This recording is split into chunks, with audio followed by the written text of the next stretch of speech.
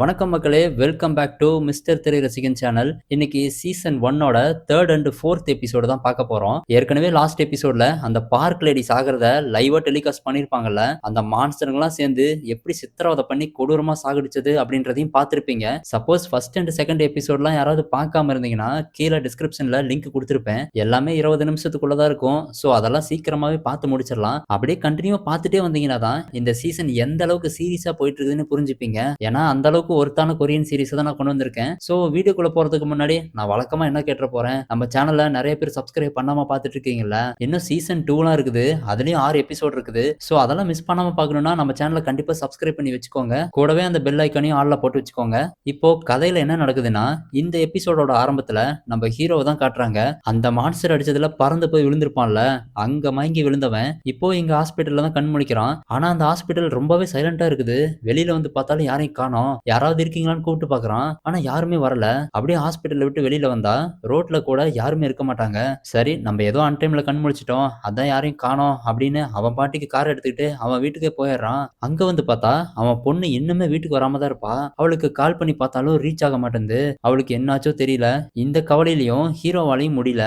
ஏன்னா அந்த மான்ஸ்டர் கிட்ட ஒரு அடி வாங்கினாலும் அது மரண அடியே வாங்கியிருப்பான். அப்படியே அதே டயர்லயே அப்படியே படுத்து தூங்கிடுறான். சோ இந்த இரவு இப்படியே போக இப்போ கொஞ்சம் ரெக்கவர் ஆயிட்டான். அடுத்த நாள் காலையில வழக்கம் போல ஆபீஸ்க்கு போலான்னு போயிட்டு இருக்கும்போது இன்னைக்கும் அதே மாதிரி தான் இருக்குது. ரோட்ல ஒரு பையனையும் காணோம். ஒரு ஈ காக்கா கூட பறக்கிற மாதிரி தெரியல. அந்த சிட்டியே அவ்வளவு சைலண்டா இருக்குது. என்னடா அது, ஒரே நைட்ல எல்லாரும் எங்கடா போயிருப்பாங்க அப்படின்ற மாதிரி குழப்பத்திலேயே ஆபீஸ்க்குள்ள போய் பார்த்தா அந்த ஆபீஸுமே வெறிச்சோடி போய் தான் கிடக்குது. ஒரு போலீஸ்காரங்களை கூட காணோம். என்னடா அது, இங்க என்னதான்டா நடக்குது அப்படின்னு ஒண்ணும் புரியாம டிவி ஆன் பண்ணா அதுல நியூஸ் மட்டும் ஓடிட்டு இருக்குது. அந்த நியூஸ்ல சேர்மனை பத்தி தான் பரபரப்பா பேசிட்டு இருக்காங்க. சோ அவனால தானே இப்போ உண்மை என்னன்னு எல்லாத்துக்குமே தெரிய வந்தது. இப்போ எல்லாருமே கடவுள் இருக்காருன்னு நம்ப ஆரம்பிச்சிட்டாங்க.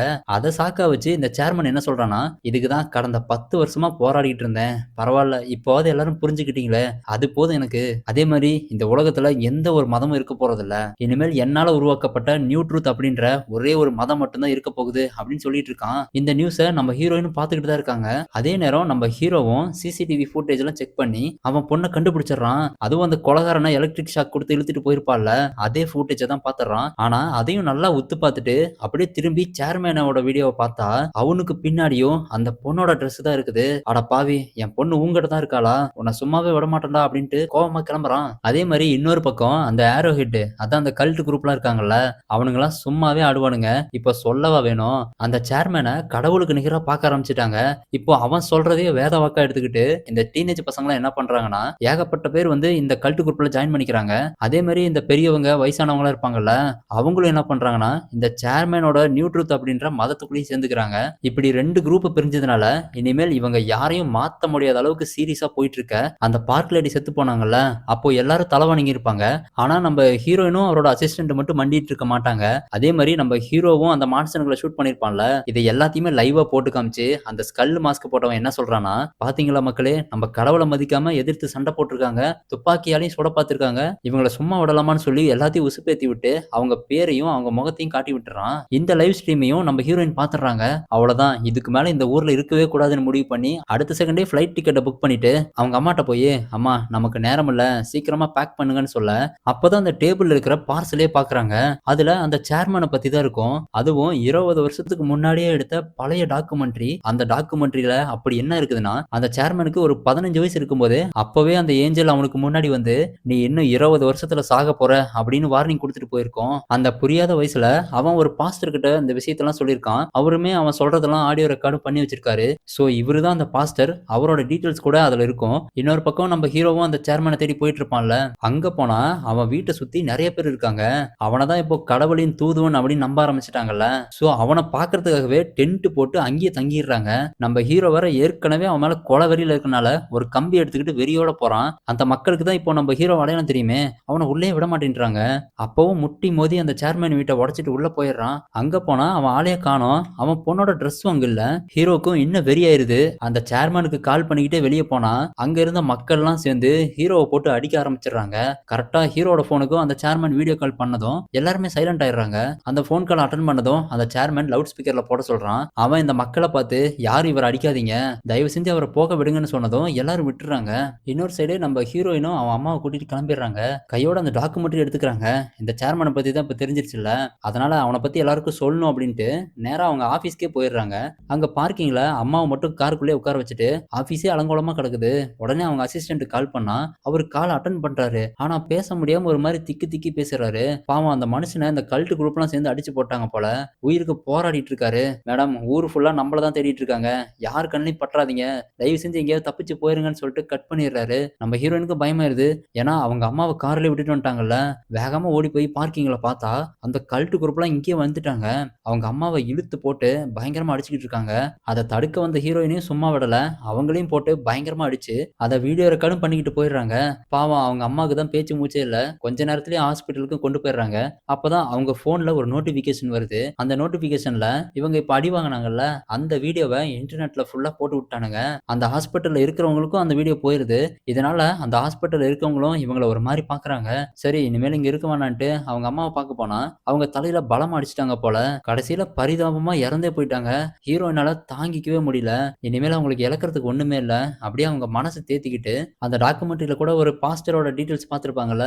சோ இப்போ அவங்க அந்த அட்ரஸ் நோக்கி போயிட்டு இருக்கும்போது, நம்ம ஹீரோவும் அந்த சேர்மன் சொன்ன லொகேஷனுக்கு வந்து சேர்ந்துடுறான். அது ஒரு பழைய ஆர்ஃபனேஜ் மாரி இருக்கும். இந்த ஆர்ஃபனேஜ்ல தான் அவன் படிச்சிருப்பான் போல. சோ நம்ம ஹீரோ சைலன்ட்டா உள்ள போக ஆரம்பிக்க, அதே நேரம் நம்ம ஹீரோயின் கூட அந்த பாஸ்டரோட வீட்ட கண்டுபிடிச்சுட்டாங்க. அது சும்மா ஒரு கண்டெய்னர் வீட்ல தான் தங்கியிருப்பாரு. அவருக்கும் நம்ம ஹீரோயின தெரிஞ்சிருக்கு. வாங்க மேடம் உங்களுக்காக தான் காத்துட்டு இருந்தேன்னு சொல்லி உள்ள கூட்டிட்டு போறாரு. அங்க ஏகப்பட்ட டாக்குமெண்ட்ரியும் இருக்குது. இன்னொரு சைடு நம்ம ஹீரோ அந்த பழைய பில்டிங்குள்ள வந்தான்ல, அந்த சேர்மன் அங்க தான் இருக்கான். அவன பார்த்த உடனே, "டேய் எங்கடா என் பொண்ணு? அவள என்னடா பண்ணேன்னு?" மிரட்டுறான். அவன் அதுக்கெல்லாம் பயப்படாம, "சார் இங்க எதுக்காக உங்கள வர சொன்னேன்னு தெரியுமா?"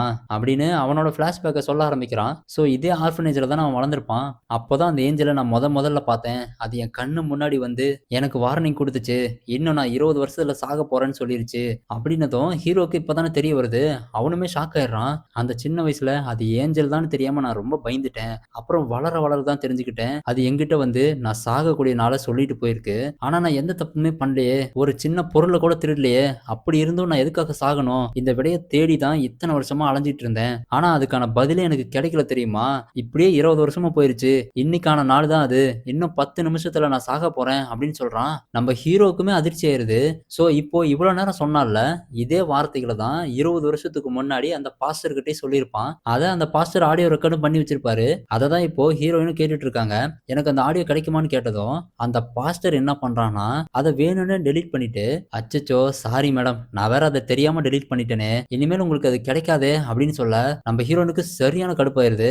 "அடப்பாவி! ஏன்டா அப்படி பண்ணேன்னு?" கேட்டா, அப்பதான் அந்த பாஸ்டர் இன்னொரு கதைய சொல்றான். அந்த சேர்மன் பையன் 2, 3 நாளைக்கு முன்னாடியே இந்த பாஸ்டர் கிட்ட வந்து, "நான் சாகப் போறேன். அதுக்கான நாள் வந்துருச்சு. நான் உருவாக்கின இந்த நியூ ட்ரூத் அப்படின்ற உலகத்துக்கு இனிமேல் நீங்க தான் தலைவனா இருக்க போறீங்க. உங்க பொறுப்புல நான் விட்டுட்டு போறேன்னு" சொல்லிட்டு போயிருப்பான். இது அந்த ஏரோஹெட்டுக்கு ஃபுல்லா தெரிஞ்சிருச்சு. இத கேட்ட ஹீரோயினுக்கு எப்படி இருக்கும்? ஏற்கனவே அவங்க கிட்ட இருந்து தான் தப்பிச்சு வந்தாங்க. அது போக இந்த சேர்மன காமிச்சா அவனுக்கான நேரமும் நெருங்கிருச்சு. இருந்தாலும் அவன் பொண்ண தேடி தானே வந்தான். "என் பொண்ணு எங்கடா? அவள எங்கடா மறைச்சு வச்சிருக்க?" அப்படின்னு அடிக்கவே போறான். "சார் உங்க பொண்ணுக்கு ஒண்ணும் ஆகல.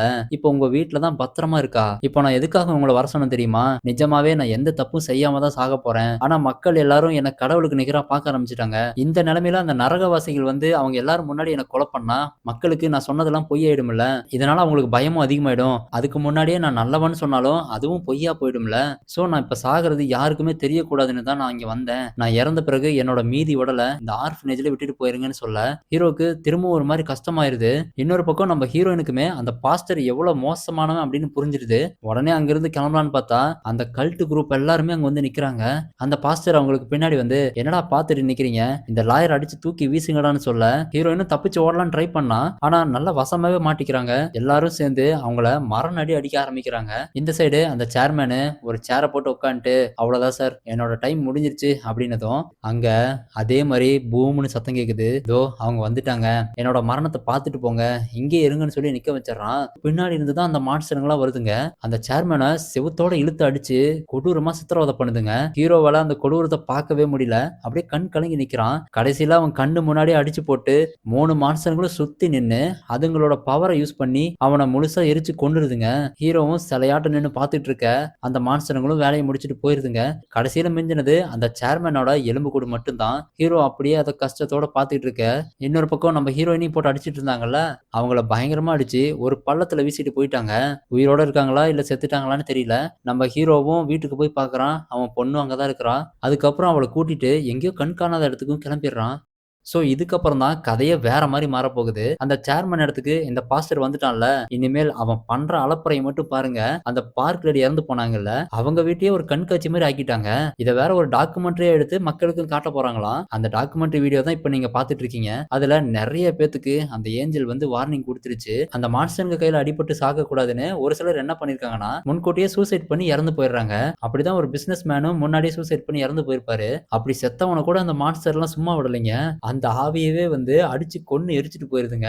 இதுக்கு பயந்துட்டே ஒரு சிலர் என்ன பண்றாங்கன்னா, ஒருவேள நம்ம பண்ண தப்பெல்லாம் ஒத்துக்கிட்டா உயிர் பொழைக்க வாய்ப்பு இருக்குதோ அப்படின்னு நம்பி, ஒரு சிலர் செஞ்ச தப்பெல்லாம் பப்ளிக்காவே ஒத்துக்குறாங்க. சோ இப்படிதான் சிச்சுவேஷன் கொஞ்சம் கொஞ்சமா மாறிட்டே வருது. அப்புறம் தான் இந்த வீடியோ எண்டுல அந்த பாஸ்டர் வரான். கோட் சூட்லாம் போட்டுக்கிட்டு எப்படி இருக்கான்னு பாத்தீங்களா? அப்படியே நல்லவன் மாரி பேச ஆரம்பிக்கிறான். தப்பு செஞ்சா ஒத்துக்கோங்க மக்களே. இல்லன்னா பாருங்க இந்த பார்க் லேடி மாரி தான் இறந்து போயிருவீங்க அப்படின்னு சொல்லி இந்த வீடியோவ முடிக்கிறான். அப்படியே லாங் ஷாட்ல காட்டும்போது தான் தெரியுது. இந்த வீட்டுக்கு முன்னாடியே அந்த மான்ஸ்டர்களுக்கு சிலைய வச்சு இந்த வீட்டையே ஒரு நினைவிடமா மாத்திட்டானுங்க இந்த படுபாவிங்க. இந்த வீடியோவ பார்த்துட்டு அந்த பச்சை சட்டைக்காரன் பிடிக்கலன்னு சொல்லிடுறான். இவன் யாருன்னா அந்த பாஸ்டர் இருக்கான்ல, அவனோட முக்கியமான அல்ல கையே இவன் தான். இப்போ இவனுங்களுக்குன்னு ஒரு யூனிஃபார்ம் வேற போட்டுக்கிட்டானுங்க. அந்த வீடியோ பார்க்கிறதுக்கு சென்டிமெண்டா இருக்குது. இத பார்த்தா மக்கள் என்ன நினைப்பாங்க? பரிதாபமா நினைக்க மாட்டாங்களா? இந்த வீடியோவ பார்த்தாலே பயமா இருக்கணும். அப்பதான் எல்லாருக்குமே தப்பு செய்யக்கூடாது அப்படின்னு ஒரு பயம் வரும். அந்த அளவுக்கு இந்த வீடியோல காட்டணும் அப்படின்னு சொல்ல அந்த ப்ரொடியூசருக்கு சரியான கோவம் வந்துருது. ஒருத்தங்க சாகுறதே ஒரு சோகமான விஷயம். அத வச்சு பயமுறுத்த சொல்றீங்க. இல்லனா மட்டும் இந்த ஏரோ ஹெட் எல்லாம் தப்பு பண்ணாம தான் இருக்காங்களா? ஒவ்வொரு நாளும் எத்தனை கிரைம் பண்றாங்க தெரியுமா? வேணும்னா நியூஸ்ல போய் பாருங்க. அப்ப தெரியும். எங்களால தான் திரும்பவும் செலவு பண்ணி மறுபடியும் எடிட்லாம் பண்ண முடியாது. வேற ஏதாவது புரொடக்ஷன் கம்பெனி பாத்துக்கோங்கன்னு சொல்லி அனுப்பிடுறான். அவனுங்களுமே சரியான கோவத்துல எழுந்து போயிடுறாங்க. இப்படி இந்த போடு போடுறான்ல, இவன் பேரு யங் ஜோ. நம்ம இவனை ப்ரொடியூசர்னே கூப்பிட்டுக்கலாம். அப்பதான் ஈஸியா ஞாபகம் வச்சுக்க முடியும். சரி, எதுக்காக இப்ப இவனை காட்டுறாங்கன்னா, இன்னும் 2 எபிசோடுக்கு இவனை வச்சு தான் கதையே போக போகுது. சோ இதுக்கு மேலயாவது இந்த வீடியோவை ஸ்கிப் பண்ணாம பாருங்க. நிறைய விஷயத்த மிஸ் பண்ணிருவீங்க. இப்படி அவனுங்கள பார்த்து பேசிட்டான்ல, அவனோட ஃப்ரெண்டுக்கும் இவன் பேசுனது சுத்தமா பிடிக்கல. அதே மாதிரி அந்த மேனேஜருக்கும் பிடிக்கல. நீ என்ன பண்ணுவியோ ஏது பண்ணுவியோ எனக்கு தெரியாது. திரும்பவும் அந்த வீடியோவை ரீ எடிட் பண்ணி கொடு அப்படின்னு சொல்லி ஸ்ட்ரிக்ட்டா சொல்லிட்டு போயிடுறாரு. அட என்ன சார் இப்படி பண்றீங்களேன்ட்டு அவனோட ஒய்ஃபுக்கு சோகமா கால் பண்றான். அவங்களுக்கு இப்பதான் குழந்தைய பிறந்திருக்கும் போல. அந்த ஒய்ஃப் இப்போ ஹாஸ்பிட்டல்ல தான் இருக்காங்க. அந்த குழந்தைய வேற இன்குபேட்டர்ல வச்சிருக்காங்கன்னு சொல்லி வருத்தப்படுறாங்க. ஏங்க நீங்க எப்போ வருவீங்கன்னு கேட்டா, எனக்கு இன்னைக்கு நைட்டு ஃபுல்லா வேலை வச்சுட்டாங்கம்மா. என்னால இன்னைக்கு வர முடியாது. இன்னைக்கு ஒரு நாள் மட்டும் அட்ஜஸ்ட் பண்ணிக்கிறியான்னு கேட்குறான். அப்படியா? அது ஒண்ணும் பிரச்சனை இல்ல. நான் பார்த்துக்கிறேன். வேணும்னா யாருக்குமே தெரியாம நம்ம குழந்தையோட வீடியோ உங்களுக்கு அனுப்புறேன் அப்படின்னு சொல்லிட்டு கட் பண்ணிடுறாங்க. என்ன இருந்தாலும் பொண்டாட்டி புள்ளைய தனியா இருக்காங்களேன்னு கவலையா இருக்கும். சரி நம்ம ஃப்ரெண்டு கிட்ட மட்டும் சொல்லிட்டு போயிடலான்னு வந்தா, அவன் அந்த இடத்துல இருக்க மாட்டான். ஆனா அந்த இடத்துல ஒரு விசிட்டிங் கார்டு மட்டும் இருக்குது. அதுல சோடோ குயிக் லோன் அப்படின்ற பேர்ல ஒரு விசிட்டிங் கார்டு இருக்குது. அதுக்கு பின்னாடியே ஒரு லேக்கோட அட்ரஸ் இருக்குது.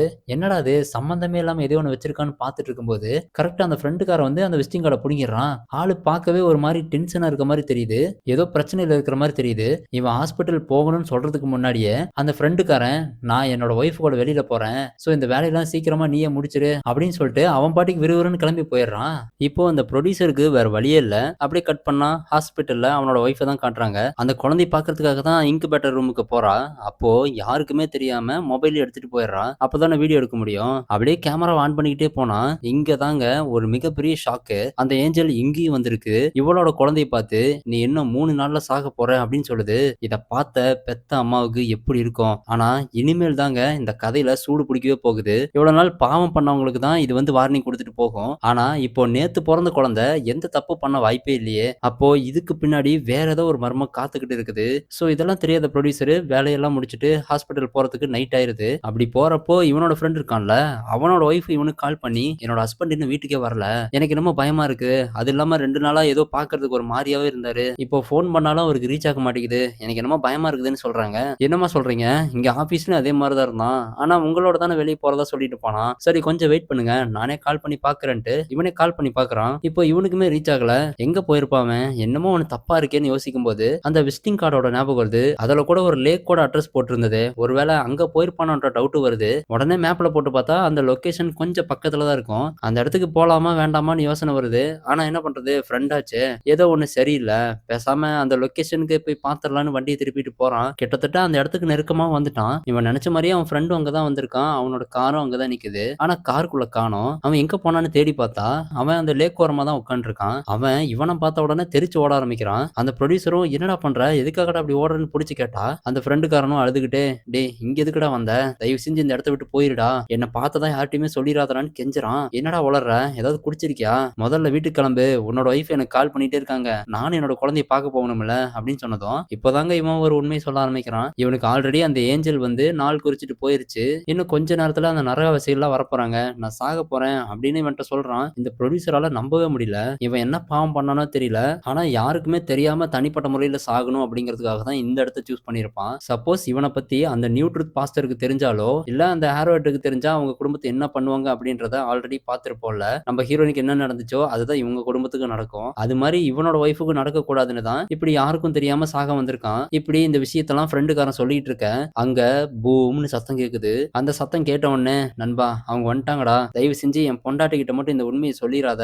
நான் போயிட்டு வரேன்னு சொல்லிட்டு ரெடியா நிக்கிறான். இப்போ அந்த 3 மான்ஸ்டர்களும் தண்ணிக்குள்ள இருந்து வருதுங்க. இந்த ஃப்ரெண்டுக்காரனை அப்படியே தண்ணிக்குள்ள இழுத்துட்டு போய் கொடூரமா சித்திரவதை பண்ணி, அதுல ஒரு மான்ஸ்டர் என்ன பண்ணுதுன்னா, அதோட ஷார்ப்பான கையால அவன் நெஞ்சில குத்தி அப்படியே மேல தூக்கும் பாருங்க. இந்த ப்ரொடியூசரே பார்த்து மிரண்டு போயிடுறான். கடைசியில அவனை தண்ணிக்குள்ள வச்சு எரிச்சு கொன்னுட்டு எலும்பு கூட மட்டும் தூக்கி வீசிட்டு போயிருந்துங்க. அவ்வளவுதான் அவன் ஃப்ரெண்டோட கதை ஒரே நிமிஷத்துல மொத்தமா முடிஞ்சிருது. அந்த ப்ரொடியூசர் தன்னோட ஃப்ரெண்டோட நிலைமையை பார்த்து கதறி அழுதுட்டு இருக்க, அப்போன்னு பார்த்து அவனுக்கு பின்னாடி ஏகப்பட்ட காருங்களா வருது. அவங்கெல்லாம் பார்க்கறதுக்கு ஒரே மாதிரி பிளாக் கலர் யூனிஃபார்ம் தான் போட்டிருக்காங்க.